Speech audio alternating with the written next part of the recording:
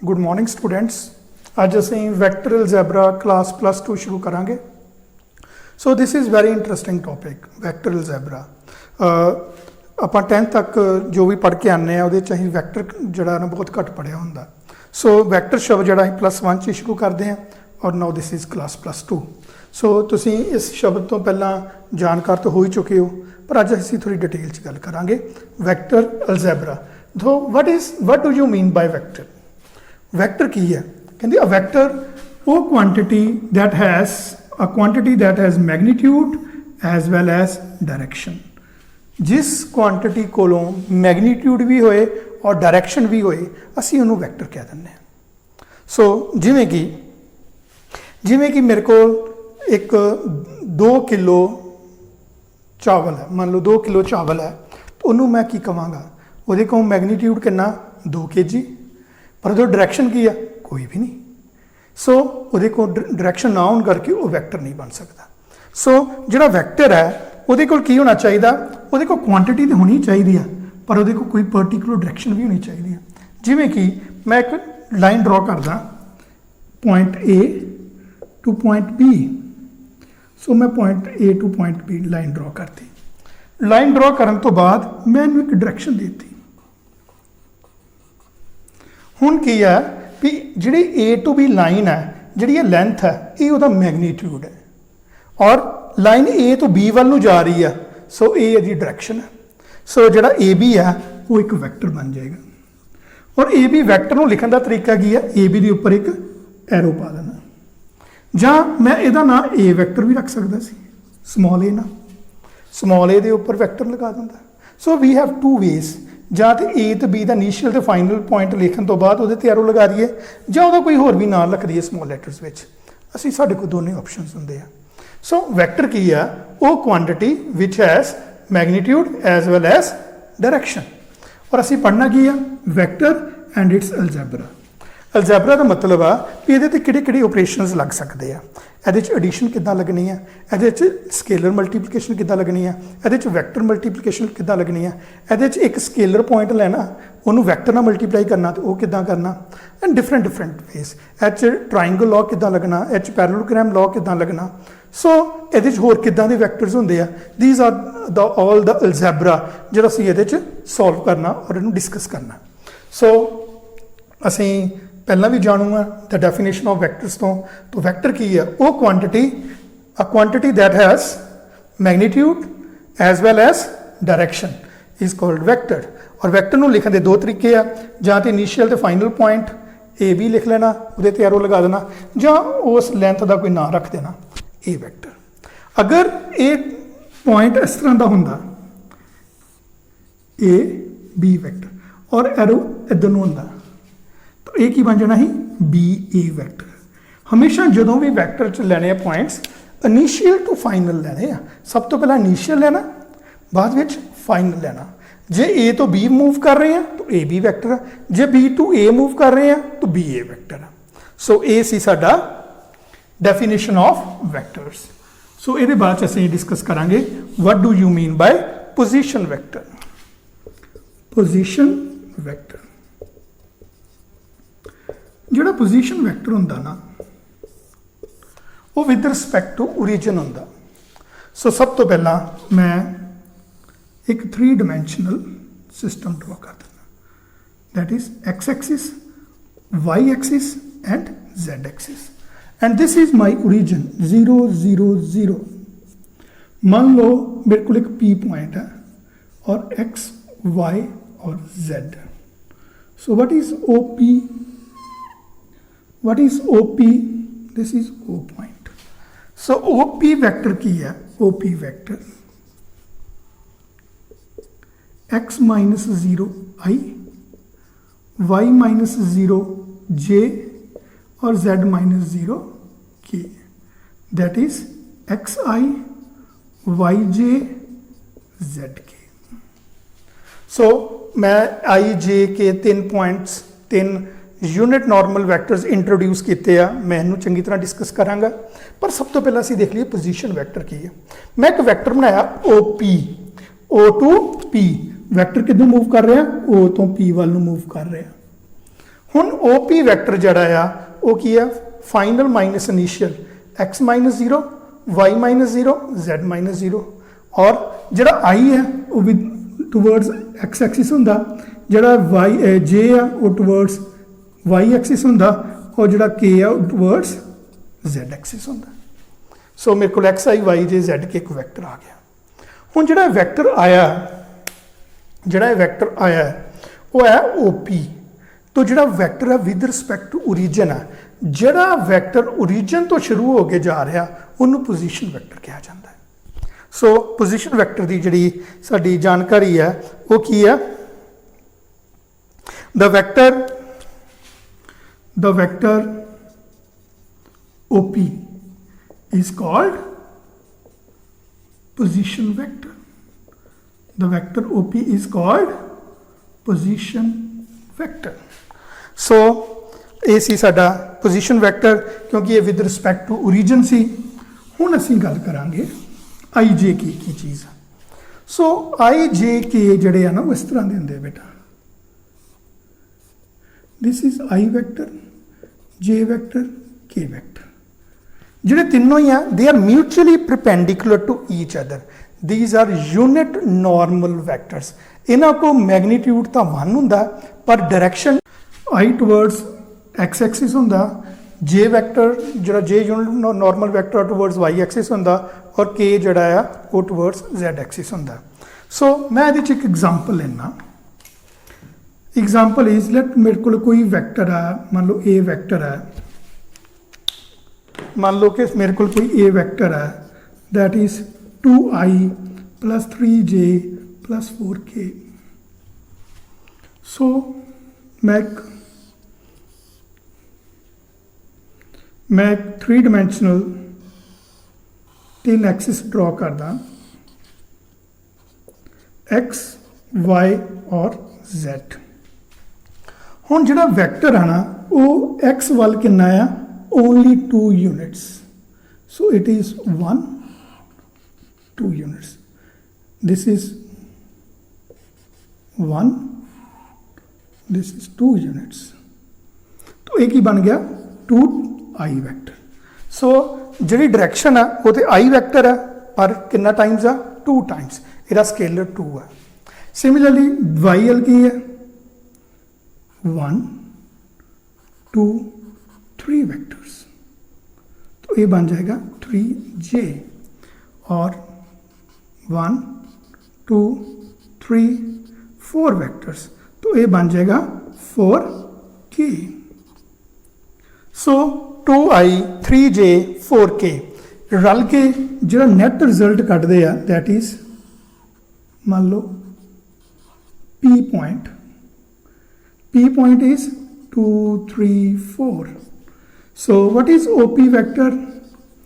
OP vector is 2 minus 0 i 3 minus 0 j 4 minus 0 k 2i 3j 4k। सो ये है साडा position vector. साडे को जिहड़ी p की position with respect to origin is towards x axis 2 points, towards y axis 3 points and towards z axis 4 points. अगर ये मैं कंपोनेंट्स लिखा, कंपोनेंट्स, सो कंपोनेंट्स 2 तरह के होंगे, एक होंगे स्केलर, एक होंगे वैक्टर्स। सो स्केलर कंपोनेंट्स की ने x एक्सिस वाल 2, y एक्सिस वाल 3 और z एक्सिस वाल 4। और वेक्टर कंपोनेंट्स की है 2i 3j 4k। These are my 2 components, one is scalar components and another is vector components. So position vector जड़ा है, this is very important. Position vector च असीं इत्थे origin they with respect to vector बनाना हुंदा। अगर असीं position they with respect to नहीं बनाते तो वो एक आम vector बन जाता, पर position vector जड़ा वो हमेशा with respect to origin हुंदा। So इहदे बाद असीं देखते हैं types of vectors. So types of vectors विच सब तो पहला की आएगा types of vectors. So types of vectors, सब तो पहला जो types of vectors which uh, that is zero vector. This is very interesting. Zero vector, a vector having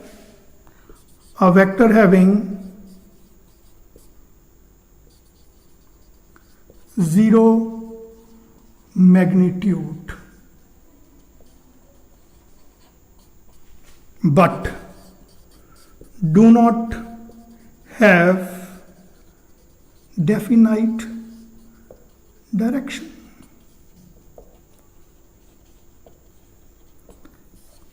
सानू बेटा एक गल तो समझ आ जाती है भी ये जी है ना जीरो वैक्टर को मैगनीट्यूड नहीं है, do not have any magnitude, ये गल तो समझ आती है भी ये को जीरो मैगनीट्यूड है, पर यह गल नहीं समझ आती भी do not have any direction.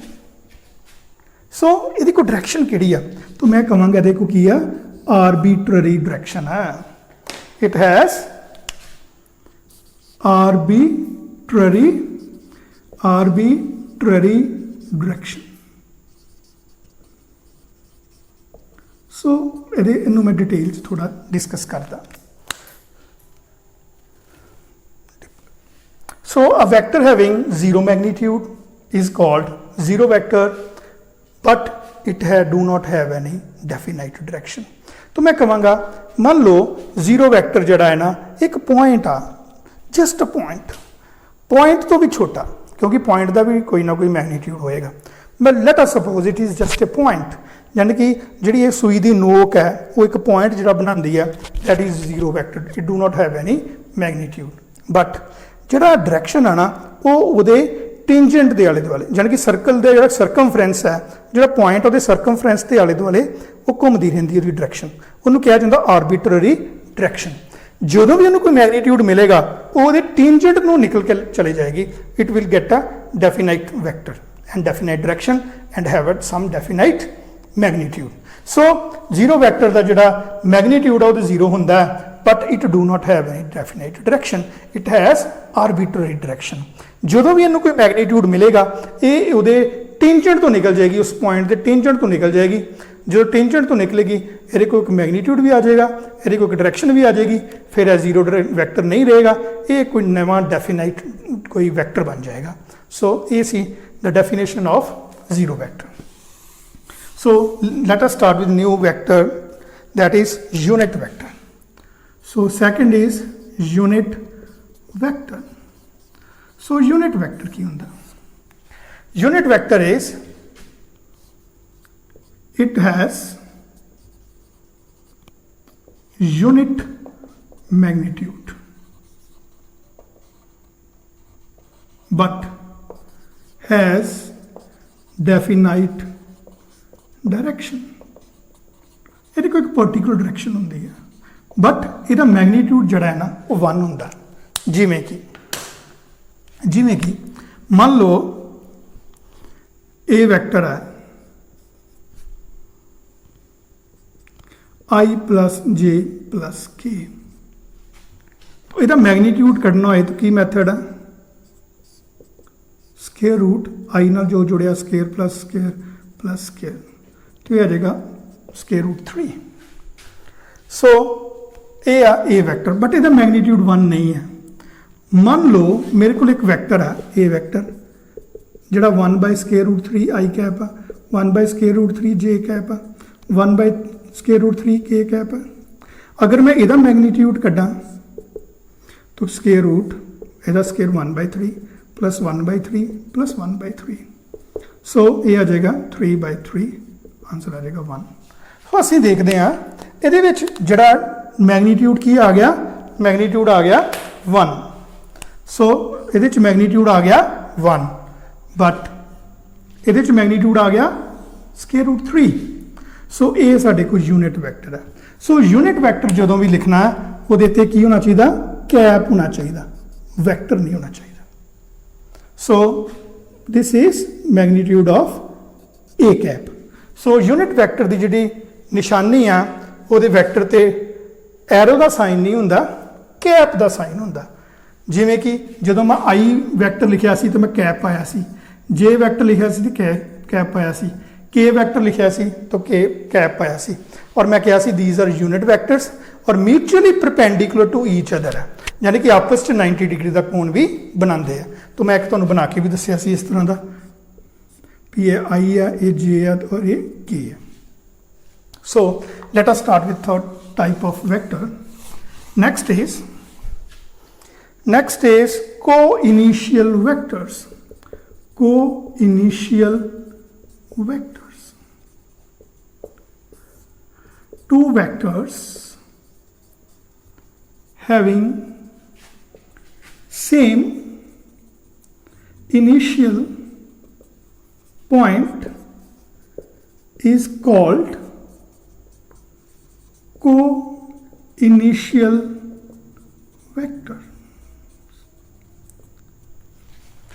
दो वैक्टर्स जिनका इनिशियल पॉइंट सेम होए, जिमें कि मान लो एक पॉइंट आ ए, एक आ बी और एक आ सी, एक वैक्टर आ ए बी, एक वैक्टर आ ए सी। प्लीज़ एरो वाल जरूर ध्यान देना। तो एक वैक्टर किहड़ा ए बी वैक्टर और दूसरा वैक्टर किहड़ा ए सी वैक्टर। तुसीं नोटिस करो दोनों का इनिशियल पॉइंट जिहड़ा वो ए है, both have same initial point. तो जिहड़ा ए सेम इनिशियल पॉइंट है, जिहड़े आ दो वैक्टर्स बने they have same initial point, therefore they are called coinitial vectors. So coinitial vectors की होंदे आ जिन्हां दा स्टार्टिंग पॉइंट सेम होए, भावें उन्हां दी डायरैक्शन चेंज है और उन्हां दा मैग्नीट्यूड डिफरेंट है, hardly matters. They may have different directions, they may have different magnitudes, but they have same starting point. Then they are called co-initial vectors. So let us start with next type. So next type is collinear vectors. So collinear vectors.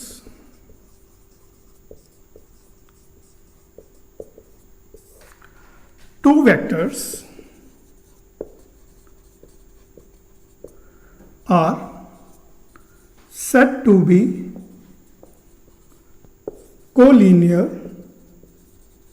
vectors if they lies on the same line.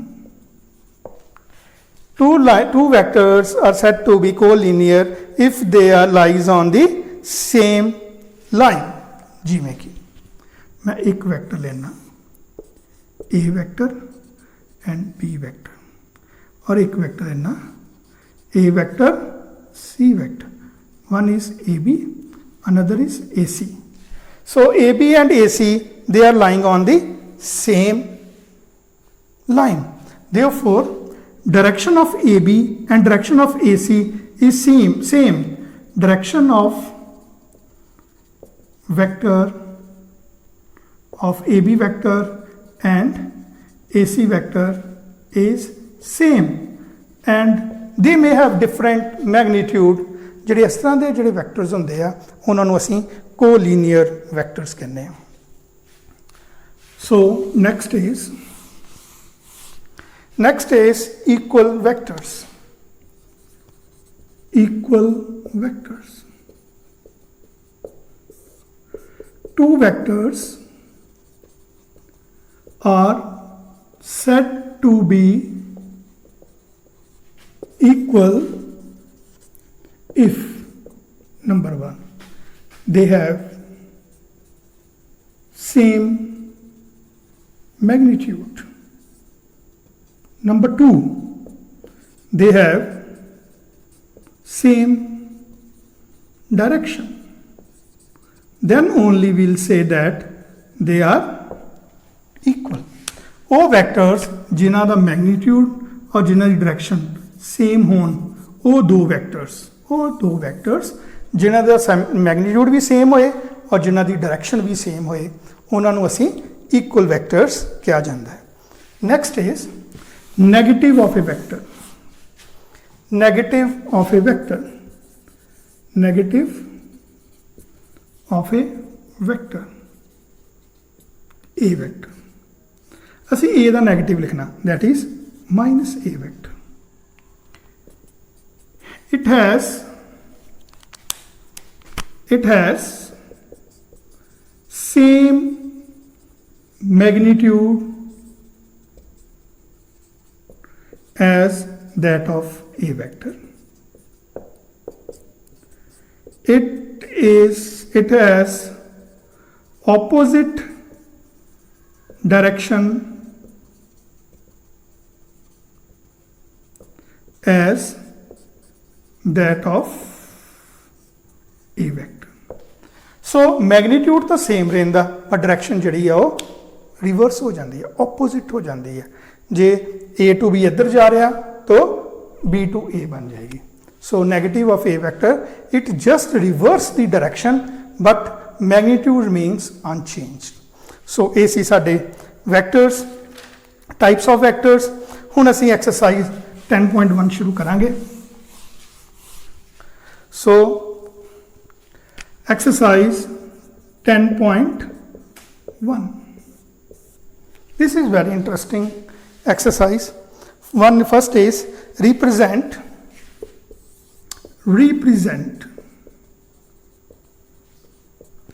represent graphically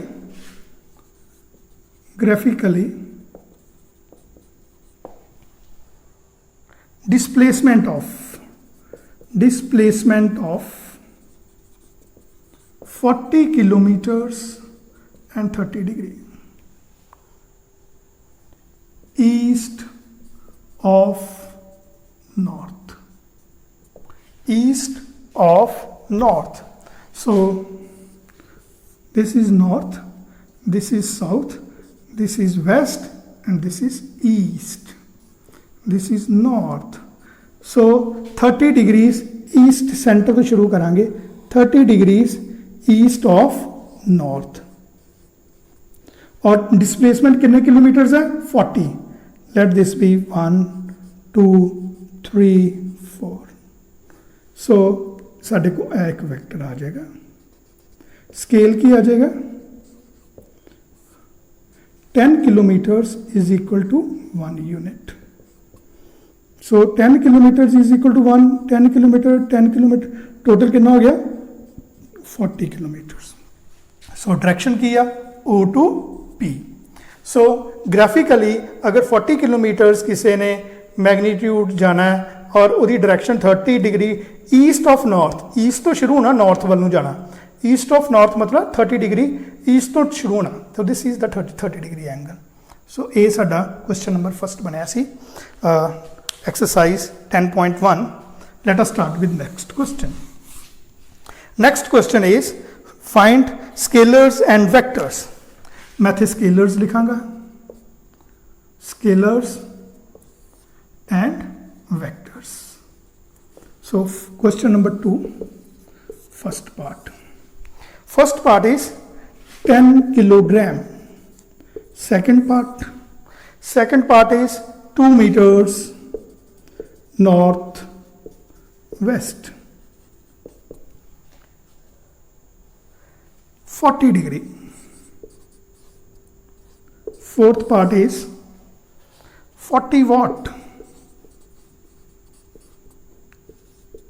fifth is 10 raised to power minus 19 coulomb or sixth part is 20 meter per second square सो असी ये देखना भी ये scalar केड़ा और ये vector केड़ा so first is 10 kilogram एक मैग्नीट्यूड है पर 10 किलोग्राम की डायरेक्शन की है do not have any direction it is just a scalar so एक स्केलर क्वांटिटी है क्योंकि do not have any direction so 10 kilogram is scalar another is 2 meters towards north west 2 meters 2 meter मतलब distance is 2 meter magnitude 2 meter आ गया और direction की है north west सो ये को मैग्नीट्यूड भी है ये को डायरेक्शन भी है so this is vector so second point is vector quantity so it is a vector quantity 40 degree 40 degree मतलब एंगल। हुण एक एंगल है किधर नूं, no direction, it has magnitude, yes it is 40 degree, 40 is its magnitude, but towards where, किते भी नहीं, so it is only a scalar quantity, so 40 degree is a scalar. Similarly 40 watt do not have any direction. Similarly 10 to power minus 19 charge do not have any direction. So the last is 20 meter per second. 20 meter per second is acceleration. Acceleration depends upon velocity. Velocity depends upon displacement, and displacement is always a vector quantity. ਆਪਾਂ physics ਦੇ students ਆ, ਸਾਨੂੰ ਪਤਾ displacement ਜਿਹੜੀ ਹੁੰਦੀ ਆ shortest distance between the any two points ਹੁੰਦੀ ਆ। ਜਦੋਂ ਸ਼ਾਰਟੈਸਟ ਡਿਸਟੈਂਸ ਹੁੰਦਾ ਨਾ it has a particular direction, so ਇਹਦਾ ਮੈਗਨੀਟਿਊਡ ਤੇ 20 ਆ ਔਰ ਇਹਦੀ ਐਕਸਲਰੇਸ਼ਨ ਜਿਹੜੀ ਆ ਉਹ ਵੈਕਟਰ ਕੁਆਂਟਿਟੀ ਆ, ਦੇਅਰਫੋਰ ਇਟ ਐਕਸਲਰੇਸ਼ਨ ਜਿਹੜੀ ਉਹ ਡਾਇਰੈਕਸ਼ਨ ਹੈ, therefore it is vector quantity. So 6 points ਵਿੱਚ ਸਾਡੇ ਕੋਲ 2 ਪੁਆਇੰਟਸ ਜਿਹੜੇ ਆ ਉਹ ਤੇ ਆਏ ਆ ਵੈਕਟਰਸ ਐਂਡ 4 ਆਏ ਸਾਡੇ ਕੋਲ ਸਕੇਲਰਸ। So let us start with next. Let us start with third question. Question number third is, let us start with fourth question. Question number fourth is,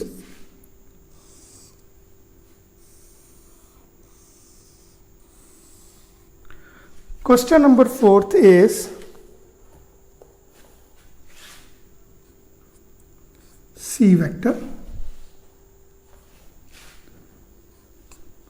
D vector,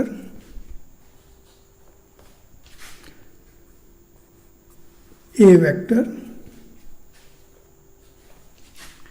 and B vector। ਹੁਣ ਤੁਸੀਂ ਦੇਖੋ ਜਿਹੜਾ C vector ਹੈ ਨਾ ਉਹਦਾ starting point A ਹੈ ਔਰ ਇਸ ਰੁਕ ਜਾਂਦਾ, D ਵੈਕਟਰ ਡਾਊਨਵਰਡ ਆ ਰਿਹਾ, A ਵੈਕਟਰ ਟੂਵਰਡਸ ਰਾਈਟ ਜਾ ਰਿਹਾ ਔਰ B ਵੈਕਟਰ ਵੀ ਡਾਊਨਵਰਡ ਆ ਰਿਹਾ। ਸਭ ਤੋਂ ਪਹਿਲਾਂ ਕੋ ਇਨੀਸ਼ੀਅਲ ਵੈਕਟਰਸ ਕੱਢਣੇ ਆ, co-initial vectors, co-initial vectors। ਤੁਸੀਂ ਆ ਦੇਖੋ ਇਹ ਜਿਹੜਾ ਪੁਆਇੰਟ ਹੈ ਇਹ ਤੋਂ 2 ਵੈਕਟਰਸ ਨਿਕਲਦੇ ਪਏ ਆ, one is A vector, another is D vector, so A vector and D vector are co-initial। second point, second is equal vectors। Equal vectors ਕਿਹੜੇ ਕਿਹੜੇ ਇਕੁਅਲ ਵੈਕਟਰਸ ਹੋ ਸਕਦੇ ਆ, ਤੁਸੀਂ ਦੇਖੋ ਡੀ ਵੈਕਟਰ ਔਰ ਬੀ ਵੈਕਟਰ ਦੋਨਾਂ ਦਾ ਲੈਂਥ ਵੀ ਸੇਮ ਹੈ ਸਕੁਅਰ ਹੋਣ ਕਰਕੇ ਔਰ ਦੋਨਾਂ ਦੀ ਡਾਇਰੈਕਸ਼ਨ ਵੀ ਸੇਮ ਹੈ towards down, so D vector and B vector are equal vectors. next is collinear but not equal। collinear मतलब they are parallel but they are not equal। parallel मतलब देखो A vector और C vector जड़ा आ वो की है collinear है, but they are not equal क्योंकि they have opposite direction, चाहे उन्होंने मैग्नीट्यूड सेम है, दोनों स्केयर है, पर एक दी डायरेक्शन जी है वो टुवर्ड्स लैफ्ट है, दूसरी डायरेक्शन टुवर्ड्स राइट है। A vector and C vector they are collinear, they are unlike parallel, इन्हों की डायरेक्शन एक दूसरे के रिवर्स में उल्ट है, but they have same magnitude, therefore they are collinear but they are not equal. So ये सी साडी एक्सरसाइज 10.1।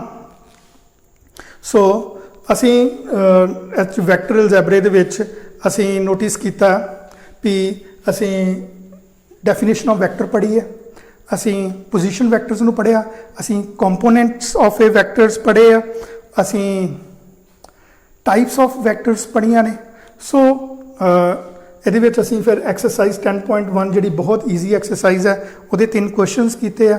ਸੋ ਮੈਂ ਆਸ ਕਰਦਾ ਵੀ ਜਿਹੜਾ ਵੈਕਟਰਸ ਹੈ ਇਹਦੀ ਡੈਫੀਨੇਸ਼ਨ ਸਾਨੂੰ ਸਮਝ ਆਈ ਹੋਏਗੀ, ਇਹਦੀਆਂ ਟਾਈਪਸ ਸਾਨੂੰ ਸਮਝ ਆਈਆਂ ਹੋਣਗੀਆਂ। So thank you so much.